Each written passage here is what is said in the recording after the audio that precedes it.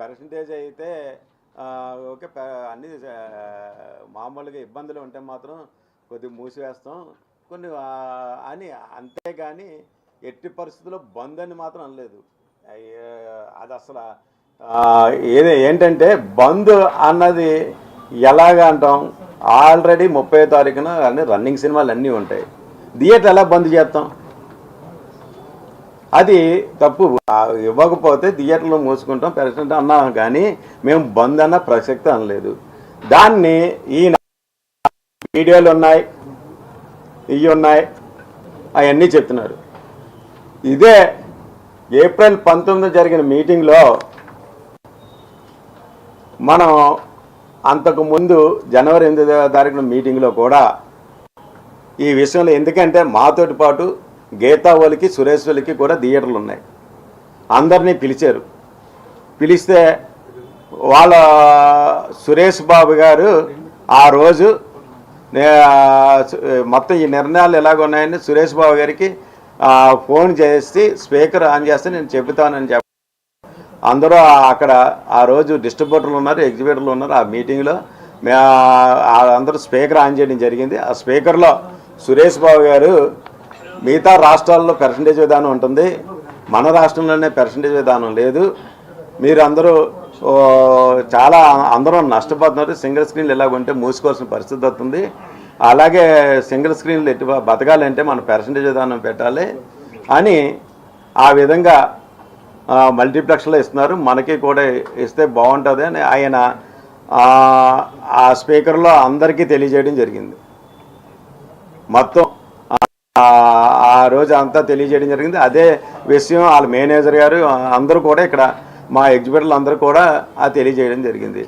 సరే, ఆ విషయం అందరికీ తెలియదు. అది ఏప్రిల్ 19 మీటింగ్లో కూడా ఇలాగా డిస్ట్రిబ్యూటర్లు ఎగ్జిబ్యూటర్లు అంతా కలుపుకున్నాం, ఇలా మాట్లాడుకున్నాం, జూన్ 1 నుంచి అని అనుకున్నాం.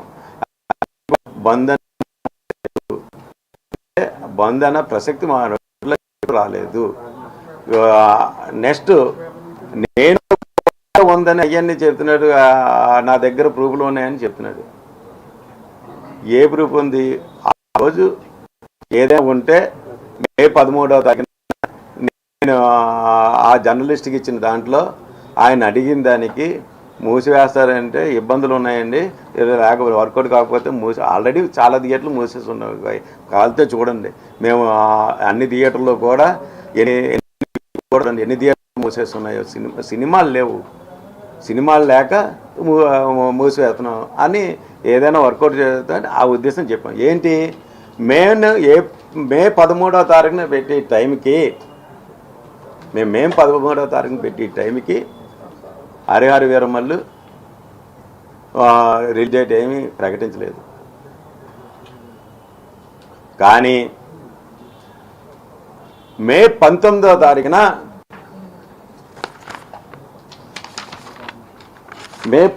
తారీఖున ఛాంబర్ వాళ్ళు మీటింగు పెట్టారు. అప్పటికి హరిహర వీరమల్లు డేట్ ప్రకటించారు. ఆ విషయం దిల్ రాజు గారు కానీ సురేష్ బాబు కానీ తెలీదా? ఆ డేట్ ప్రకటించారు.